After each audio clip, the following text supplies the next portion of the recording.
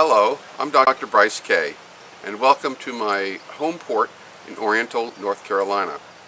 Today we're going to be talking about truths that Mama never taught you about relationships. This is a part of the Safe Passage series that I'm putting online to help people with their marital relationships. Truths that Mama never taught you. These are linked to untruths that you've probably heard over and over again from many people. Untruths such as, you must always be close in a relationship, or you must always think of others but not yourselves in a relationship. There are a lot of untruths out there, and I'm going to share with you some basic truths about balancing a relationship. Let's start with one. First, the first truth is that love is sustained not only by closeness, but also by autonomy. Now, most of the world doesn't understand that, but if you think about it with enough depth, you will come to appreciate the truth of this.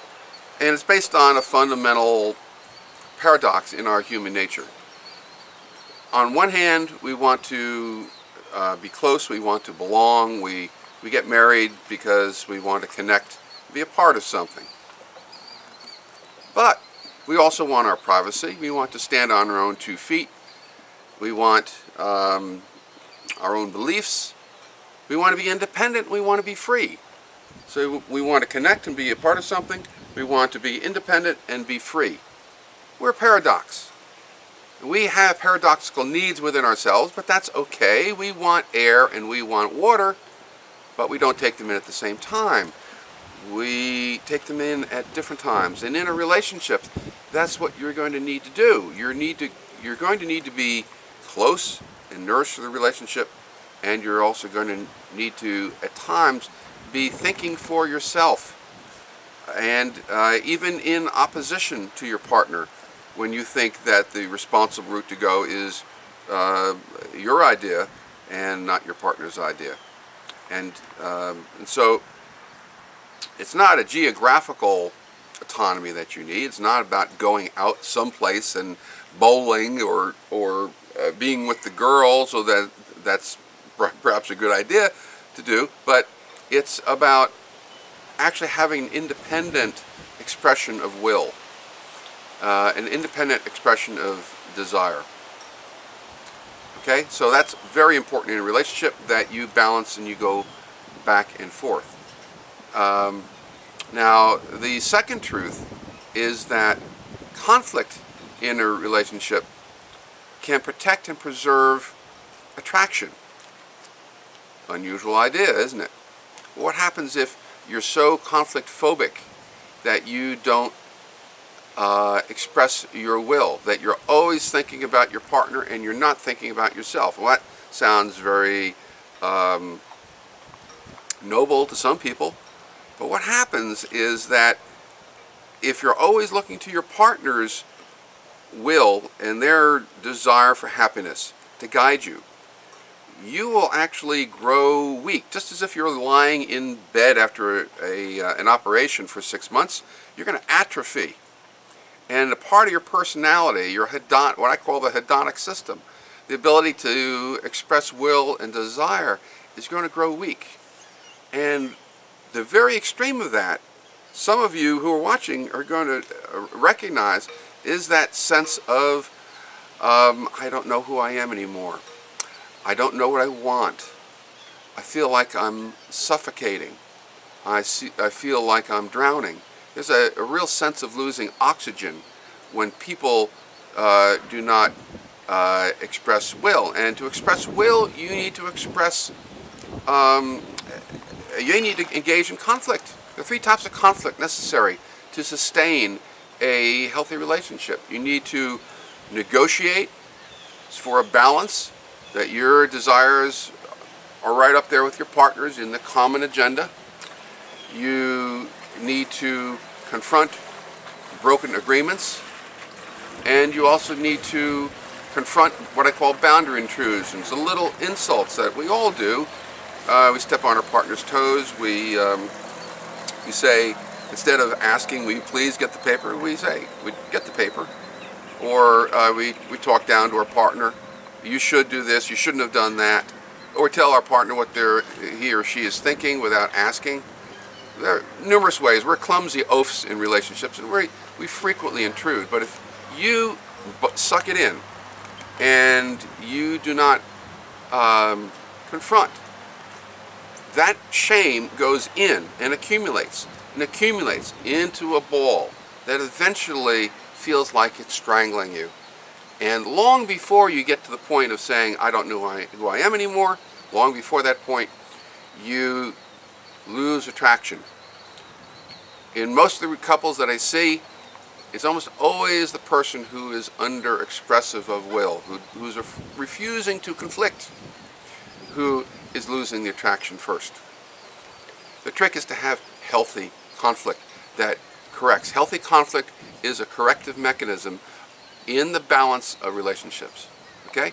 That's the second truth. The third truth is that love needs to be nourished in order to be sustained in a relationship. It's not a matter of, you can't fall into love through 20 and 30 years of a marriage. You can do that maybe the first 2 years when you haven't really bruised each other up. But in order to replenish love against the constant abrasion that we clumsy oafs do in a relationship, you need to be putting into the bucket, and you need to be creating affection. And affection, like all emotions, are reflexes. You need to be training reflexes. Now that's a pretty scientific, geeky term, but it's true. Okay?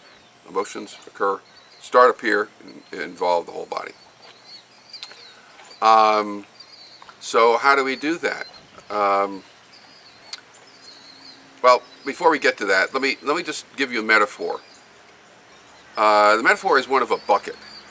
Okay, think of a bucket, and you have holes in the bottom of the bucket, and the love is draining out at a certain rate. The holes would be kind of like the shame. Well, it would be the shame draining the positivity out of your feelings for your partner. You need to be putting into the bucket at a faster rate than the holes are draining out. If you don't put in, it's just a matter of time that the goodwill drains out. There are some very important considerations, such as we really don't condition, we don't put much into the bucket when we're just carrying out responsibilities with our partner. If we do not focus in on our partner and reinforce the right way, then we'll go dry. That's the reason why many couples lose affection when the baby comes on the scene. All they're doing is parenting around one another. They're really not nourishing love. So love needs to be nourished and replenished against the abrasion of the little pinpricks of shame that we give each other every day. The fourth truth is that the best nourishment for love is receptive pursuit of mind. Now the whole world will tell you that love is about giving and outputting. And so we have this mechanical view of love that we make love by giving things to our partner. But when you think about it, and that there's some usefulness of that, in that the giving may provide some symbols that your mind holds your partner important. But it's in the reception of your partner that you really replenish love. Reception? What's that? Well, reception of your partner's mind, at the core of each of us, is not what we do. It's the meaning we make on our lives, our wants, our desires. What we love, what we want, is really the core of who we are. So if your partner sees you tuning in and saying, well, tell me more about that, and what happened then, and what meaning did you place on that? What is it that you want? What is it? tell me about your memories and what meaning did you put on your memories? And you show in your face and your eyes that you are really quite interested and you're wanting more. It's kind of a pulling action. It's the pulling action of curiosity and empathy.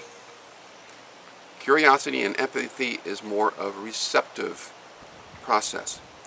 And that process is the canary in the coal mine. It's the first thing to die when shame builds up and we become anxious and afraid around one another, and we can no longer really efficiently or effectively nourish the relationship, and the shame and inhibition takes us down. Okay? So love needs to be nourished as primarily through reception. Okay, these are 4 things Mama never told you, probably nobody ever told you. But I can tell you that it's very important, because when you design interventions to help these particular concerns in a relationship, couples improve.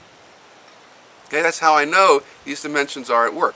Also, I know because I study psychophysiology. You can tell I'm a little bit geeky, and I learn about how the brain and how emotions work.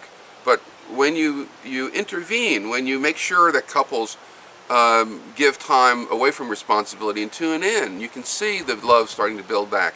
When you train people to conflict in healthy ways, you can see them coming out of the numbness of being overtaken by shame. Okay? So a lot of this is spelled out in my book, The Marriage First Aid Kit. And you can also go online and read close to half the book at my website, marriagefirstaid.com. This is Bryce Kaye, wishing you a happy and safe voyage. Goodbye.